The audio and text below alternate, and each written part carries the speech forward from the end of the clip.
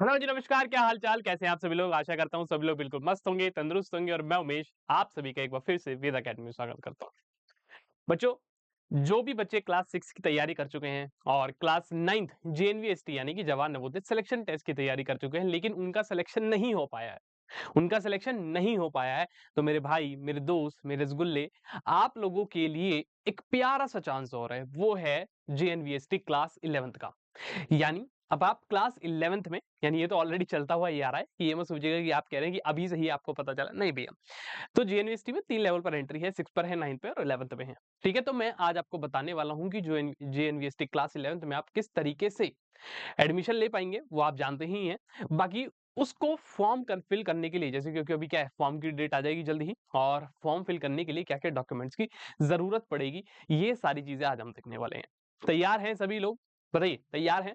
और यहाँ जो भी चीज बताऊंगा मैं, वो आप लोगों को हर एक चीज ऑथेंटिकेट होगी, वो बिल्कुल सही होगी, कुछ गलत चीज नहीं मैं आपको बताने वाला। ये आप जानते ही हैं कि ये मेरा नियम है, मेरा कानून है, या मैं अपने प्रति इतना कहते हैं कि I am very trustworthy to want myself that कि मैं कभी आपको कुछ गलत चीज यानी कि मिस इन्फॉर्मेशन प्रोवाइड करने की कोशिश बिल्कुल भी ना करूं। ये मेरी कोशिश रहती है। ठीक है, चलिए ओके, शुरुआत करते हैं भाई। तो क्या क्या डॉक्यूमेंट्स है भैया, बता दो। हैं, कह रहे होंगे भैया जल्दी बता दो, हमें तो भैया जल्दी जानने की जरूरत है। तो क्या क्या डॉक्यूमेंट्स चाहिए फॉर्म भरने के लिए? देखिए, फॉर्म की शुरुआत जल्द ही होने वाली है, तो उससे पहले कहते हैं ना कि यार फॉर्म भरना है, हमें सब कुछ पता है कि भैया हमारा क्लास 11th का फॉर्म आने वाला है, क्लास 9th का आने वाला है, क्लास 6 का आने वाला है, लेकिन भैया ये भी तो पता होनी चाहिए क्या-क्या चाहिए उस फॉर्म को भरते टाइम। तो आज मैं आपको एक-एक डिटेल बताता हूँ, क्या-क्या चीज़ें, क्या-क्या डॉक्यूमेंट्स, केवल डॉक्यूमेंट्स के बारे में बात कर रहे हैं कि भैया क्या-क्या डॉक्यूमेंट्स हमें चाहिए। ठीक है भाई? आइए, देखिए क्लास 11th एक बार देख लेते हैं किस तरीके से ये जो लेटरल एंट्री होती है, कैसे होती है। ये डिपेंड करती है क्लास 11th में कितनी सीट्स है, क्योंकि देखिए होता क्या है क्लास 11th में बच्चा अलग-अलग स्ट्रीम से लेता है। कोई साइंस लेता है, कोई कॉमर्स लेता है, कोई आर्ट्स लेता है। इस तरीके से होता है, आप जानते हैं ये चीज़ें। तो आपकी डिस्ट्रिक्ट में पहले तो चीज़ कितनी सीट है, उसके अंदर भी कैटेगराइजेशन है। मान लीजिए किसी की डिस्ट्रिक्ट में सपोज़ मान लीजिए 10 सीट है, 10 सीट है। अब मान लीजिए भैया 10 में से साइंस वालों की 4 है, 4 है, कॉमर्स वालों की मान लीजिए आपके पास 5 है, अब बची भैया आर्ट्स वालों की 1 है, आर्ट्स वालों की 1। अब आप देख सकते हैं कि आर्ट्स की 1 ही सीट है, यानी कि भैया आर्ट्स में अगर मान लो गलती से 10 बच्चे पास हो गए, तो बड़ी मुश्किल हो जाएगा, एक सीट पे कौन बैठेगा? क्योंकि इसमें अभी रिजर्वेशन भी है, एससी है, जनरल है, एसटी हैं, ओबीसीज हैं, पीडब्ल्यूडी हैं, तो बहुत ही थोड़ा मतलब टिपिकल केस हो जाता है as compare to class 6। Class 6 में बहुत आसान काम होता है, क्लास 9 में थोड़ा हार्ड होता है, क्लास 11 में और थोड़ा-सा हार्ड हो जाता है, ठीक है? बट आप मेहनत करेंगे तो आई थिंक, जब कहते हैं कि मेहनत और किस्मत साथ देती है, तो वो एकदम से सब कुछ बदल देती है, ठीक है? लेटरल एंट्री का प्रोसेस आप जानते हैं, ऑनलाइन रजिस्ट्रेशन होता है इसका। कैसे होगा भैया? ऑनलाइन रजिस्ट्रेशन, और उसके बाद क्या, जब आप पेपर वगैरह दे देंगे, ऑनलाइन रजिस्ट्रेशन होगा, फॉर्म फिल करा जाएगा, डॉक्यूमेंट अपलोड होंगे, ठीक है? फिर पेपर होगा, पेपर का रिजल्ट आएगा, रिजल्ट के बाद क्या है, एटलीस्ट आप लोग एक बार डॉक्यूमेंट वेरिफिकेशन होता है, देन डॉक्यूमेंट वेरिफिकेशन के बाद आप लोग का सिलेक्शन यानी आपको जो स्कूल है, वो अलॉट कर दिया जाता है, ठीक है? आइए, ओके, सबसे पहले जानते हैं क्या चीज़ ज़रूरी है भैया, वो है पासपोर्ट साइज़ फ़ोटो। क्या चाहिए भैया? Passport size photo. देख पा रहे हैं आप, इस तरीके की फ़ोटो आप लोगों को चाहिए होगी। ये जैसे ये फ़ोटो है, देख सकते हैं कि भैया आपकी जो है ना रिसेंट पासपोर्ट साइज़ फ़ोटो होनी चाहिए। कैसी? रिसेंट। रिसेंट का मतलब होता है कि बिल्कुल जो अभी है। ऐसा ना करिए कि कहीं 5 साल पुरानी फ़ोटो अपलोड कर रहे हैं, समझे? कि कहीं 5 साल पुरानी फ़ोटो अपलोड करने बैठ गए, किसी की हल्की-हल्की दाढ़ी थी, मान लीजिए आज है, बियर्ड है हल्की-हल्की, और 5 साल पहले वो बिल्कुल कुछ भी नहीं था उसके पास। तो ऐसी चीज़ें ना करिएगा, क्योंकि फिर बाद में क्या होता है कि जब वो लोग देखते हैं, कहते हैं, "अरे भाई, तूने बेटा 5 साल पुरानी फ़ोटो अपलोड करी है, अब हम तुझे 5 साल का सबक सिखा देंगे।" 1 मिनट में वो आपका जो कैंडिडेचर है वो पूरा कैंसल हो जाता है, ठीक है? क्लियर होनी चाहिए, विज़िबल होनी चाहिए, इस तरीके से जैसे आप देख सकते हैं कि बिल्कुल क्लियर है। यहाँ पे एक महिला है, छोटी-सी, प्यारी-सी, बड़ी प्यारी-सी हैं। आप देख सकते हैं कि जो इनकी इमेज है कितनी क्लियर है। इनकी आँखें बिल्कुल साफ-साफ दिख रही हैं, देख पा रहे हैं। क्योंकि जब होता क्या है, जब बायोमेट्रिक होती हैं, जब आप कभी पेपर देते हैं, डीवी होता है, तो उस दौरान बायोमेट्रिक में क्या होती है, आँखों से आँखें चीज़ें मिला ली जाती हैं कि आपने जो फ़ोटो अपलोड करी और जो उसमें आई का जो एक कुछ वे ऑफ उनका वो तरीका होता है, तो वो उससे मैच कर लेते हैं कि भैया जो फ़ोटो में आँखें हैं, क्या वो असलियत में भी इसी बच्चे की आँखें हैं, समझे? तो इसके ऊपर ये मत सोचिएगा कि भैया किसी की भी अपलोड कर दो, अपने भाई की डाल दूँ क्या? हैं? बेटा गलत हो जाएगा मामला, ठीक है? सेकंड है भैया आधार की डिटेल्स, आधार डिटेल्स। देखिए, सबके पास आधार कार्ड होगा, क्योंकि अब आप लोग 11th में आने वाले ही होंगे और अभी 10th में हैं, तो आधार कार्ड होना ज़रूरी है इस टाइम पे, और आधार आपके पास होना भी चाहिए, अगर नहीं है तो प्लीज़ बनवा लीजिएगा। आधार में जो आपका नाम है, वो नाम वेरीफाई होना चाहिए, और डेट ऑफ बर्थ भी। अभी मैं आगे एक चीज़ बताऊँगा, बच्चों के साथ गड़बड़ क्या होती है? गड़बड़ क्या होती है, सुनिए बड़े ध्यान से। जो 10th का रिज़ल्ट आएगा, जो 10th का रिज़ल्ट आएगा, जो आधार होगा, जो आपका आधार होगा, आधार कार्ड होगा, इन दोनों में जो नाम है, चाहे वो चाहे वो आपका नाम हो, चाहे वो स्टूडेंट का नाम हो, चाहे वो स्टूडेंट का नाम हो, चाहे वो उसके फादर का हो, चाहे वो उसके फादर का हो, मदर का तो बहुत रेयरली देखने को मिलता है आई थिंक। और जो आपकी डीओबी है, ये सब कुछ सेम होनी चाहिए 10th के रिजल्ट में और आधार में। 10th के रिजल्ट में अगर आपका नाम मान लीजिए, जैसे कि आपका नाम मैं मान लूं, क्या मानूं बताओ? आपका नाम मैं मान लेता हूं कि तन्नू है। मान लीजिए आपका नाम है तन्नू, तन्नू शर्मा, सपोज आपका नाम है तन्नू शर्मा। तन्नू शर्मा आप ऐसे लिखते हैं, आप हर जगह स्कूल में जब पेपर देते हैं ऐसे नाम लिखते हैं, स्कूल में भी आपका नाम ऐसे चढ़ा हुआ है। लेकिन अगर आधार कार्ड में ये तन्नू की जगह ऐसे लिखा है, TANNU, तन्नू, क्या लिखा है? तन्नू, ये आधार पे लिखा है, तो भैया यही वैलिड होगा। अगर मान लीजिए ये आधार पे लिखा है और जो मार्कशीट आ रही है 10th की, उस पर ये लिखा है तन्नू, तो भैया ये कतई नहीं मैच हो पाएगा। वो आप लोगों को भगा देंगे, कहेंगे जी आपका नाम अलग है दोनों जगह, कि इसका मतलब है आप फेक इंसान है। समझे? तो इसलिए जो आधार पे आपकी आइडेंटिटी होगी और जो क्लास 10th की मार्कशीट होंगी या सर्टिफिकेट्स होंगे, उन पे दोनों चीज सेम होनी चाहिए। मैं आपको फिर बोल रहा हूँ, आपका भी नाम, आपके पिताजी का भी नाम। इसलिए कहते हैं कि भैया 10th का रिजल्ट जो है किस काम आता है? सुना होगा तुमने कि भैया कहते हैं 10th का रिजल्ट तो केवल डेट ऑफ बर्थ देखने के लिए काम आता है। बेटा 10th का रिजल्ट बहुत जरूरी होता है, इतना 11th का रिजल्ट जरूरी नहीं जितना 10th का होता है। ठीक है, ओके। तो जब भी रिजल्ट बने, या अभी तो वैसे फिलहाल आपका प्रोसीजर चल रहा है स्कूल में, अगर आपको लगता है कि आपके नाम में गलती है या आपका एड्रेस अलग है आधार कार्ड में और जो आगे स्कूल में इन्फॉर्मेशन दी, तो भैया उसको सही करा लीजिएगा प्लीज। ठीक है, चलिए बात करते हैं क्लास 10th के डॉक्यूमेंट्स आपको चाहिए होंगे, क्योंकि जब आप 11th में एडमिशन लेने जाएंगे तो क्लास 10 के डॉक्यूमेंट्स चाहिए। यानी कि आपको क्या चाहिए होगी भैया? मार्कशीट चाहिए, पासिंग सर्टिफिकेट चाहिए। और यही कह रहा है कि keep class 10th marksheet and certificate ready, यानी कि भैया दोनों की दोनों चीज जो है, ये मार्कशीट है और ये क्या आपका सर्टिफिकेट है, दो चीजें आती हैं, दो चीजें आती हैं।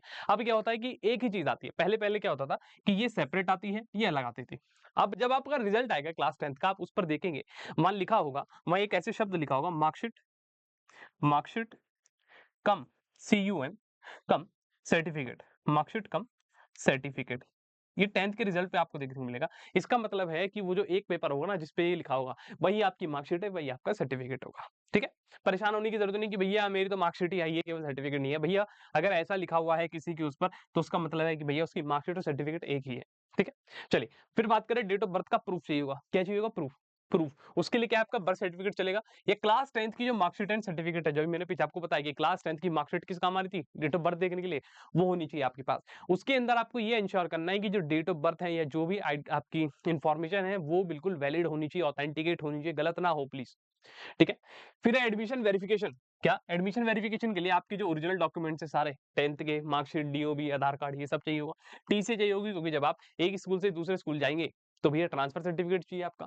मेडिकल अगर जरूरत है तो आपके पास होना चाहिए। ठीक है, वो वैसे फाइनली एट लास्ट आपसे मांगा ही जाता है। ठीक है, और इन सब की क्या ओरिजिनल डॉक्यूमेंट्स तो होने ही चाहिए। ठीक है, अब बात करें रेसिडेंस सर्टिफिकेट। रेसिडेंस प्रूफ का मतलब होता है डोमिसाइल। क्या कहते हैं इसे? दूसरी भाषा में कहते हैं मेरे बच्चे डोमिसाइल। डोमिसाइल यानी आप कहते हैं इसको हिंदी में मूल निवास, यानी कि आप कहाँ के रहने वाले हैं। जैसे अगर मैं कहूँ कि मैं भैया गाजियाबाद में रहता हूँ, ये मेरा मकान नंबर है, तो मेरे पास इसका एक रेसिडेंस प्रूफ होगा। वो जो आपकी राज्य सरकार होती है, जहाँ के भी आप उत्तर प्रदेश के, हरियाणा के हैं, MP के हैं, राजस्थान के हैं, महाराष्ट्र के हैं, तमिलनाडु के हैं, केरला के हैं, मिजोरम के हैं, वहाँ की सरकार के द्वारा ही बनाया जाता है ये। ठीक है, अगर नहीं है तो बनवा लीजिएगा, रेसिडेंस सर्टिफिकेट सबके पास होना जरूरी है। ठीक है, तो रेसिडेंस प्रूफ के लिए क्या है आपका? डोमिसाइल सर्टिफिकेट या एड्रेस प्रूफ। ये वही है कि भैया अगर जब आपके पास डोमिसाइल सर्टिफिकेट होगा तो एड्रेस प्रूफ खुद ही हो जाएगा। ठीक है, ये रिक्वायर्ड होता है डिस्ट्रिक्ट एलिजिबिलिटी वेरिफिकेशन के लिए, क्योंकि जब आप फॉर्म भरते हैं, आपको पता है JNU में फॉर्म भरा जाता है तो वो डिस्ट्रिक्ट के बेसिस पर एडमिशन होता है। अब आपने ये तो भर दिया फॉर्म में कि भैया मैं राजस्थान का रहने वाला हूँ, मान लीजिए आपने लगा दिया कि राजस्थान का मैं कौन सी डिस्ट्रिक्ट बताइए? गेहूं, गेहूं एक जगह है राजस्थान में। आपने कहा कि भैया मैं राजस्थान के गेहूं में रहने वाला हूँ, आपने लगा दिया। बेटा जब ये देखा जाएगा कि गेहूं जो भादरा में आता है राजस्थान के, कि भैया इस बच्चे ने लगा तो दिया कि मैं भादरा का हूँ, राजस्थान के, लेकिन जब बाद में देखा जाएगा तो ये पता चलेगा कि अरे भाई इसके पास तो रेसिडेंस प्रूफ ही नहीं है। हम कैसे मान लें कि भादरा में रहता है? जब तक आप उन्हें कोई कागज ला के नहीं दोगे, ले भाई देख देख देख देख, तो वो कैसे मान लेंगे भैया? वो नहीं मानेंगे। तो इसलिए रेसिडेंस प्रूफ होना जरूरी है। फिर क्या है? कैटेगरी सर्टिफिकेट, ये आपके पास होना चाहिए। अगर आप किसी भी कैटेगरी से हैं, SC से हैं, शेड्यूल कास्ट से हैं, शेड्यूल ट्राइब से हैं, OBC से हैं, EWS यानी इकोनॉमिकली वीकर सेक्शन से हैं, या अगर आप फिजिकली हैंडीकैप्ड हैं, फिजिकली हैंडीकैप है, तो आप लोगों के पास आपकी कैटेगरी के सर्टिफिकेट होना बहुत अनिवार्य है, और ये आपके पास होने भी चाहिए। ठीक है, इनके ओरिजिनल सर्टिफिकेट और फोटो कॉपीज कई बार आपके लग जाती है जब तक फाइनल तक आपका सिलेक्शन होता है तो।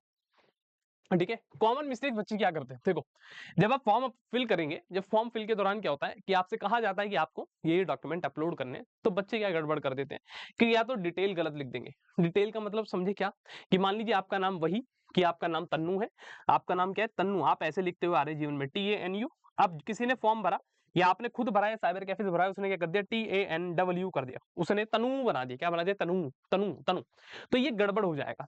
या आपका फादर का नाम मान लीजिए, आपके फादर का नाम मान लीजिए, आपके फादर का नाम मान लीजिए जयवीर है, क्या है जयवीर, आप लिखते हैं JAIVEER, ये आप लिखते हैं, लेकिन आपने कहीं से भरवाया, उसने क्या कर दिया JAIB फॉर बैंड EER, उसने जे बीर कर दिया, उसने क्या कर दिया जे बीर, तो ये गलत हो जाएगा, ये गलत हो जाएंगी। ऐसी डिटेल्स बड़े ही ध्यान से भरिएगा। तो प्लीज आपका जो नाम है, आपका जो नाम है, आपकी डेट ऑफ बर्थ, आप कहाँ के रहने वाले हैं, आपके पिताजी का नाम, आपकी माताजी का नाम, आप कौन से स्कूल से पास आउट है, ये डिटेल्स आपको बहुत ही ज्यादा केयरफुली से भरनी है।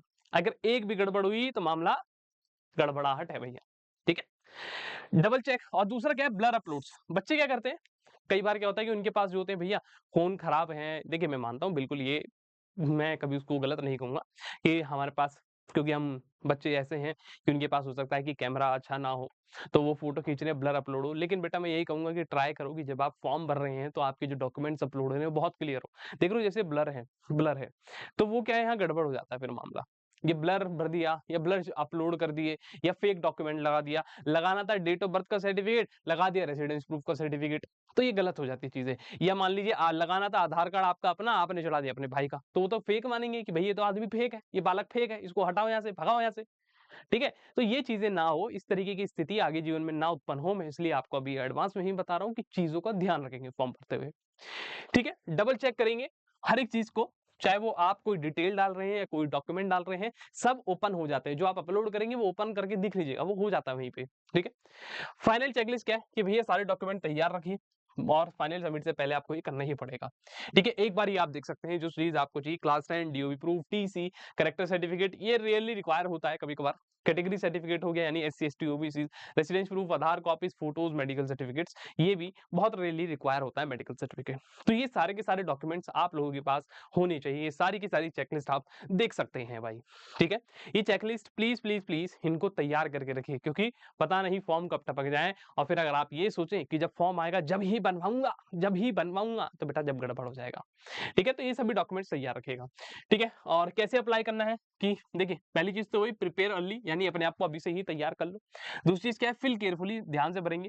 गवर्नमेंट की वेबसाइट है navodaya.gov.in, जब फॉर्म आएंगे तो हम आप लोगों को भी प्रोवाइड करा देंगे, आप हमारा टेलीग्राम चैनल ज्वाइन कर लीजिए, वहां पर आपको सारी डिटेल दे दी जाएगी जब फॉर्म आएंगे। ठीक है, और साथ में क्या है बच्चों, अगर आप तैयारी करना चाहते हैं क्लास 11th की, तो क्लास 11th के लिए हमारी तरफ से एक बैच की शुरुआत हो रही है, उड़ान बैच, जिसकी शुरुआत 1 जून 2026 से है। 1 जून 2026 यानी कि आने वाले कुछ ही दिनों में चालू होने वाला है।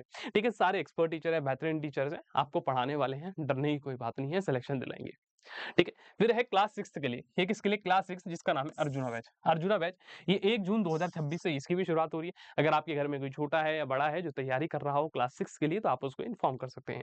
ये क्लास 9th वाले बच्चों के लिए लक्ष्य बैच, क्या है जिसका नाम लक्ष्य बैच, इसकी भी शुरुआत मेरे बच्चे 1 जून 2026 से, यानी सारे बैच लगभग 1 जून 2026 से ही चालू है।